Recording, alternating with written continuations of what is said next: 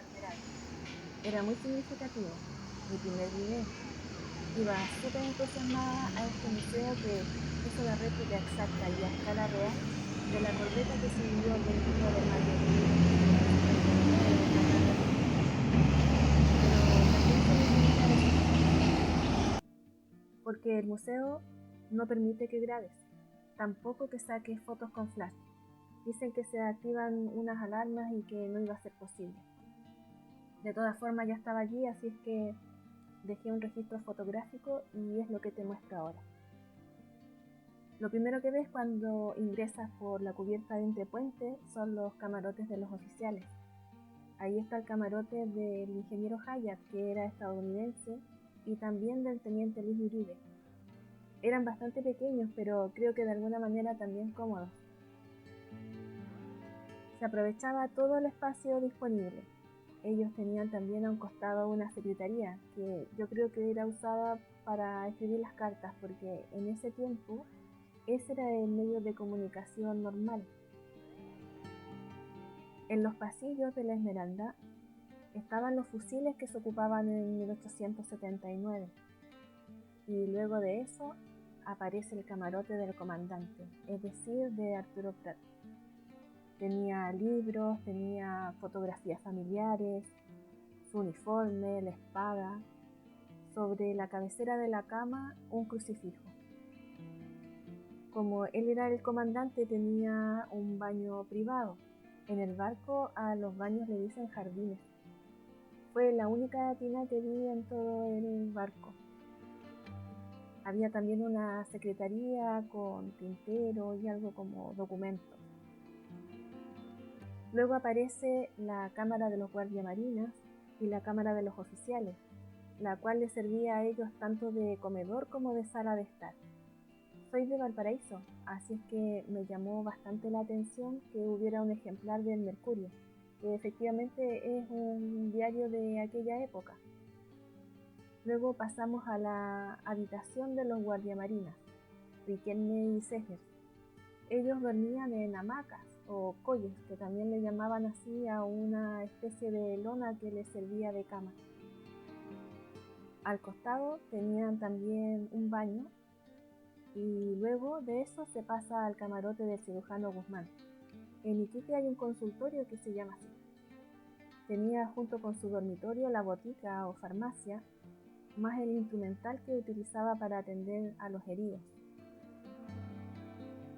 Luego de esto están los camarotes de los oficiales de mar. Los oficiales de mar serían como los suboficiales de la actualidad. En ese mismo sector de cubierta, pero por el centro y mirando desde arriba, se podía observar lo que es la cubierta de máquinas. Ahí también estaba acopiada el agua dulce y se encontraban los pañoles o bodegas donde tenían los víveres y también los materiales para hacer maniobras. Ese tipo de bodegas se le llaman pañoles. También cerca había un muro. En ese muro estaban muestras de nudos náuticos. Todo el sector del entrepuente se utilizaba para poder disponer de hamacas y utilizarlo como dormitorio. Hay que pensar que la tripulación de la Esmeralda era de 200 hombres, entonces había un sector muy significativo que se usaba para dormir. Ese sector también incluía el comedor. El comedor de la Marinería General era también su sala de juegos y su sala de estar.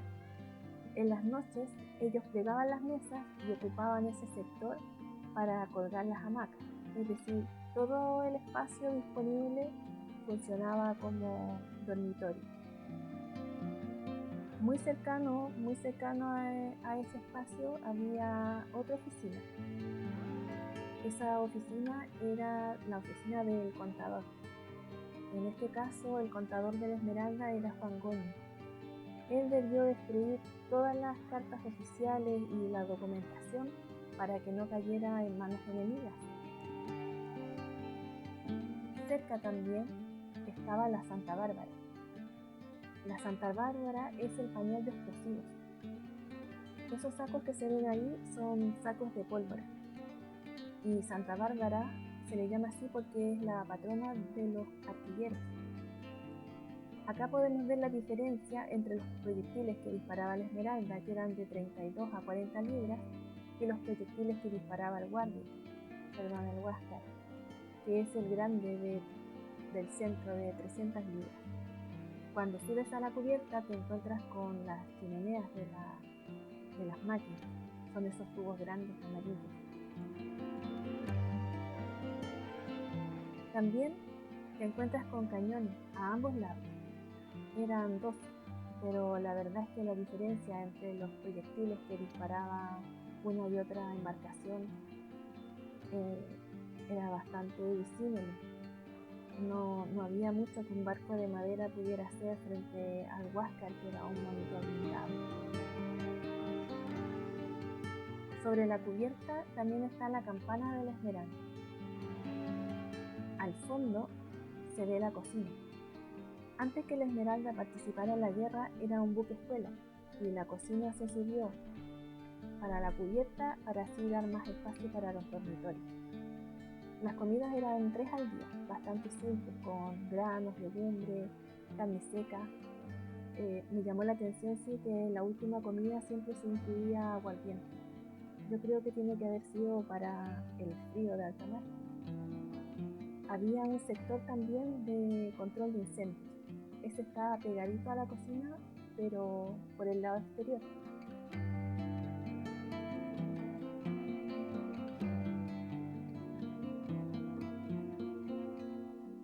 También se puede ver una bomba de achique. Una guía me dijo que probablemente la bomba de achique originalmente estuviera mucho más abajo. Eso servía para sacar el agua cuando se filtraba. La cubierta también tenía una toldilla. Esta se mandó construir porque la Esmeralda es de construcción inglesa y los barcos ingleses no incluyen toldilla. Ahí había un reloj, un barómetro, una campana, una brújula y ahí se encontraba el timón. El timón es una rueda grande, doble. Tenía 2 inscripciones, una que dice Gloria y Victoria y la otra que dice Esmeralda 1856, que es el año de su construcción.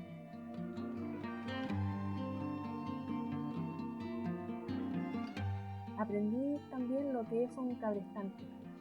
Un cabrestante es usado para maniobras que permiten mover mucho peso, como por ejemplo las anclas y el velano, y se movía con la fuerza de los marinos que hacían girar esa rueda.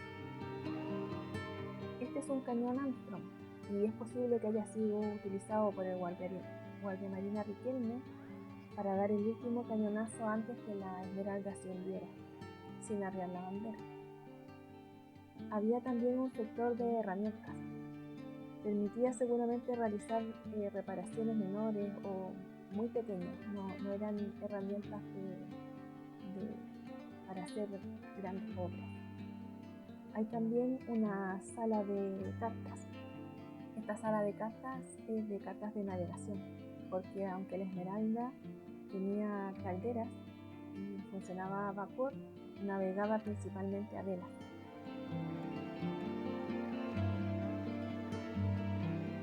Hay también en la Esmeralda, así como también en todos los barcos, un sector de banderas. Estas banderas, dependiendo de su combinación, pueden significar órdenes para la tripulación, así como palabras o frases completas para comunicarse con otro barco. La Esmeralda llevaba a bordo 7 botes. El primer espolonazo que recibió la Esmeralda fue en ese sector. Como el Huáscar quedó a la altura de la toldilla de la Esmeralda, desde ahí Pratt se lanza al abordaje. Lo sigue el sargento Aldea, que muere acribillado en la cubierta del Huáscar, y Arturo Pratt, que muere de un disparo en la cabeza. Grau se imaginó seguramente que por la diferencia que había entre ambas embarcaciones y al morir el capitán, los chilenos se iban a rendir, pero la verdad es que no fue así. Fueron necesarias muchas horas más de batalla y 2 espolonazos más que le dio el Huáscar a la Esmeralda para poder hundirla, sin que nunca se arriara la bandera ni se diera orden de rendición. Yo creo que eso se puede deber debido a la línea que esto que ven aquí es el sector donde seguramente Arturo Prat les dijo a sus muchachos que la contienda iba a ser desigual, pero que jamás había sido arriada la bandera y que esperaba que no fuera el momento.